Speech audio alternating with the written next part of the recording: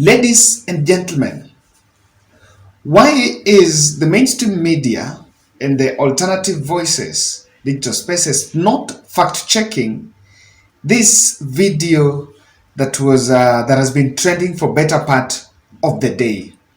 And I trashed and I dismissed that video, but I want to play it for you. And what has then forced me to talk about it is a reaction from Mutahi Ngunyi. Mutahi Ngunyi has been running with the narrative on different narratives since Raila Odinga started the Meet the People prayer rally, not prayer rallies, political rallies.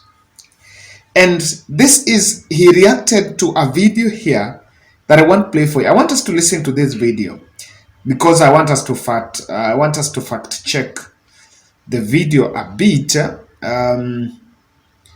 Yes, now this is it. I want you to go back to your country and fix your country. The leader of opposition is crying hard that you stole his votes. Go back to your country and fix your country. Peace in your country is more powerful than this summit of feeding Africa.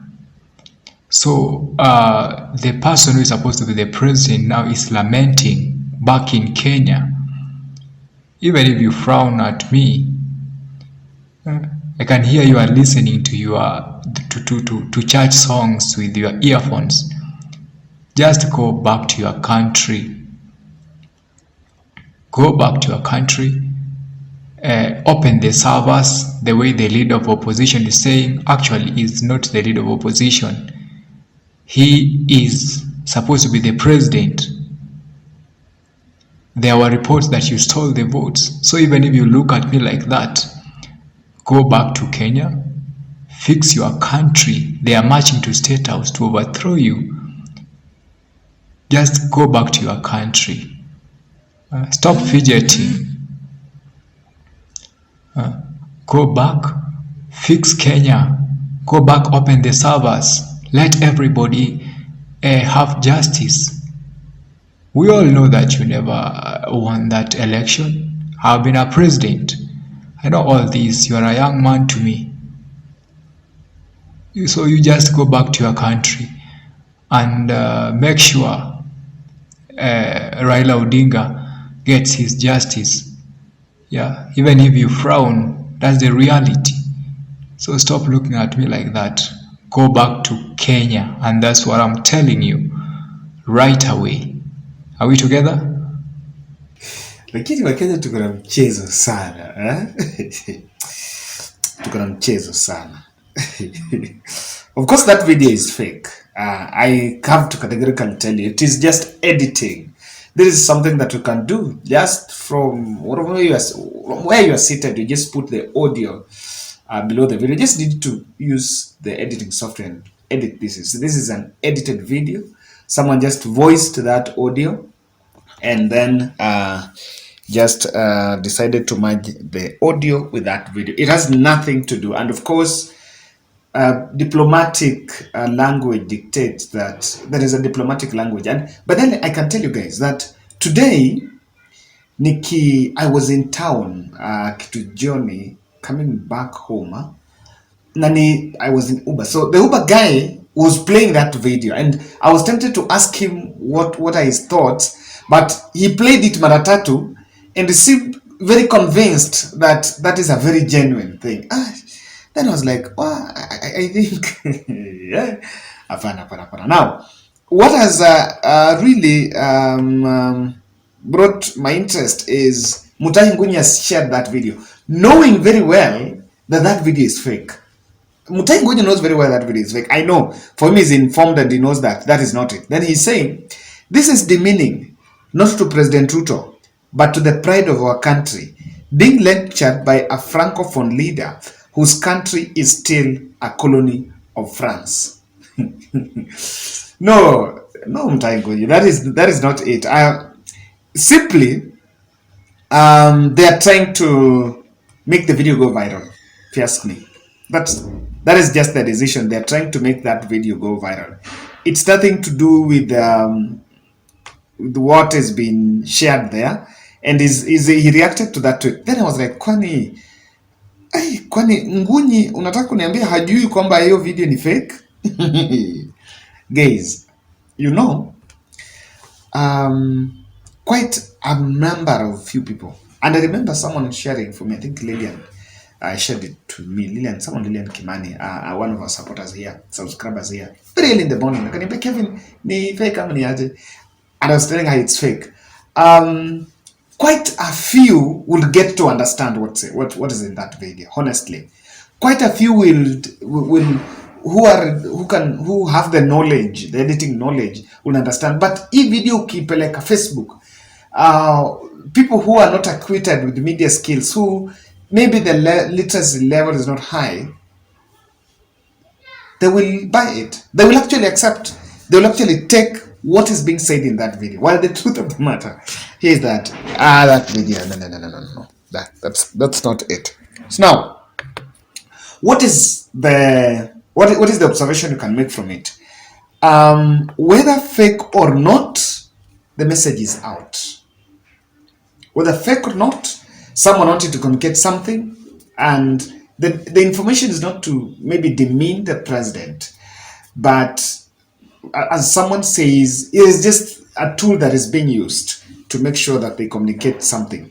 Mutahi Ngunyi reacting to that video is telling it all. That while it can be trashed as just a street propaganda, but maybe, as it may not, it may not be a street propaganda, and it will be a very well intended video.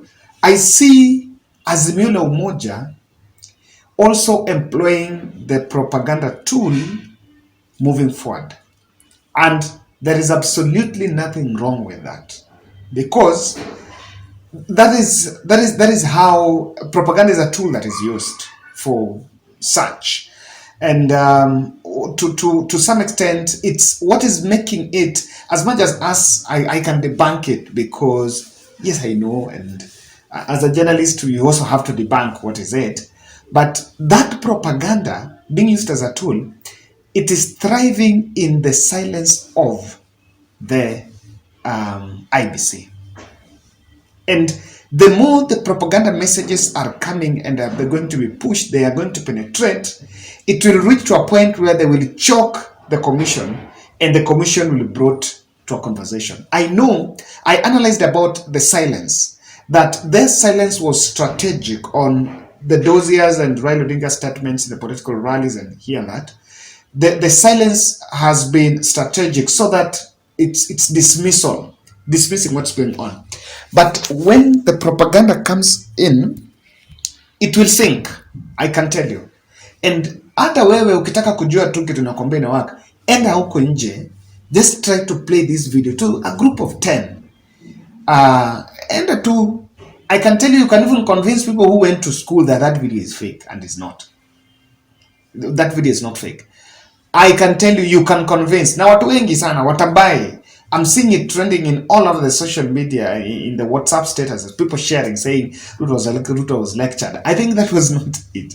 That viral video is actually fake, and it's an edited video. But then, that tool will push the Kenya Kwanza and IBC in the corner, and they will have to be in a defensive position. What I think Raila Odinga team would actually want is to put Ruto in a defensive position. So long as the conversation is going on and the Ruto team are talking and started responding, it will come out clearly. Then the second thing, I think the objective of that propaganda is also to try to bring in the international illegitimacy. Remember, the president is in Dakar, in the Dakar summit in Senegal, where I've also seen a report from the State House Facebook page, a social media page, that they've opened a federal office, I think, there, our foreign mission there.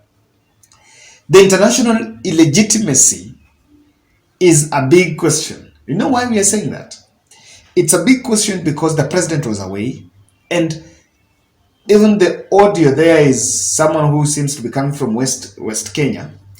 And if that video someone listens to on that side, it shows that it simply tries to expose that William Ruto is not accepted back home, or things are worse or something. So it was meant locally. The audio is a bit tweaked, or the person who voiced it, in fact, it's just a voice audio, is from that side, is from Senegal or that area. Maybe it's a Kenyan saying, huko huwezi jua. But then, with that voice can only show that hata huko watu hawamtaki. You know, and of course he personified the leader, the person who's in that audio. I don't know, it has been shared all over. I think it is something that's there. Now, lastly, the whole thing is about a revolution narrative. I know for better part of this week, the revolution discussion we've had here, the rebellion aspect moved by Raila Odinga trying to achieve, but these tools are simply adding into it. I know that many observers are only looking at the Sundays, the Sunday rallies, which I agree Sunday rallies are not effective. They're just meeting the people events. They have, I know we've agreed that the Sunday rallies, people are just looking at the Sunday rallies, but I can tell you in between, the small bits, the way the conversation is going on, the social media battalion, and the way this is pushing, it points to it that, you know, go back to your country, watu wanaenda state house.